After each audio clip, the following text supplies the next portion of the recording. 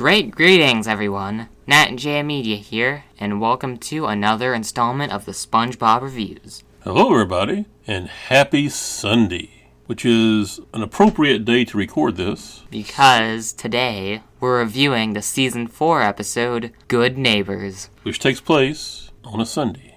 So it's Sunday, and Squidward wants to relax. But SpongeBob and Patrick want to help Squidward relax, and they're not very good at it.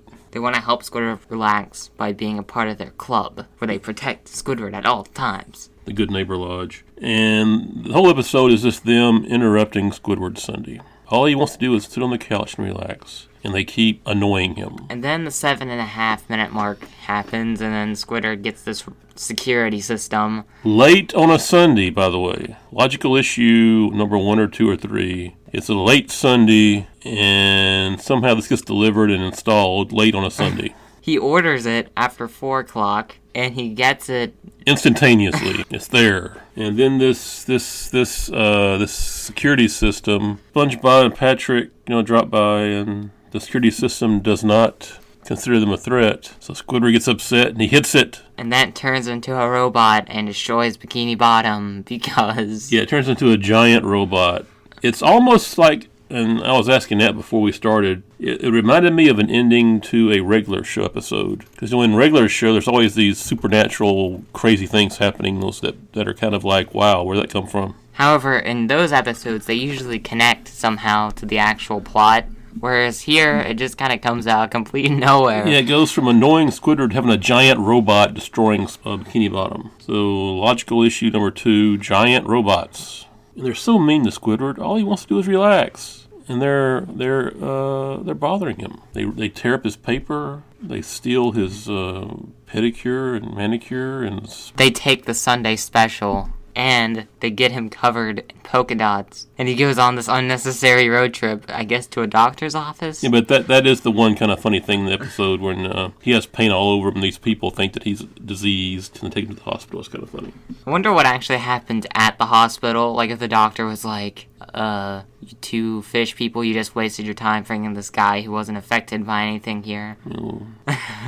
There's some paper towels, wipe off the paint, and you're good to go. So anyway, the episode ends with all of them getting community service for destroying the town. Now, SpongeBob and Patrick getting the community services makes sense in terms of how the episode was written, but Squidward getting it, not really. It was his house that turned into the robot, though, so... Yeah, but that doesn't...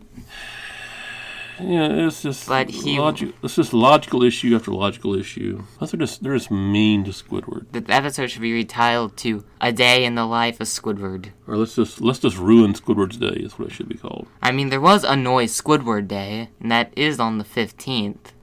So anyway, Nat, what do you give this episode? The thing is that before the robot, the episode was just kind of alright. Like, nothing that bad. Everything kind of connected together. It wasn't that great, it wasn't that funny.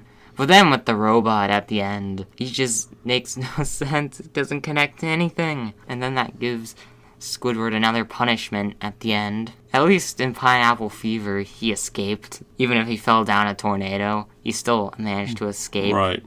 And in this one, he gets community service for life. Every Sunday for the rest of his life, apparently. That does not sound like a drum roll.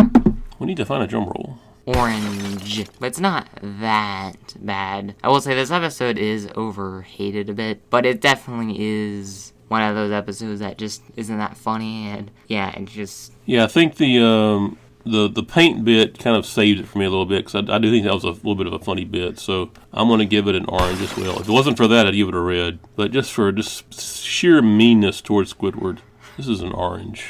I love how red dots on Squidward's face stopped you from giving it a red dot. That is very meta. I didn't think about that.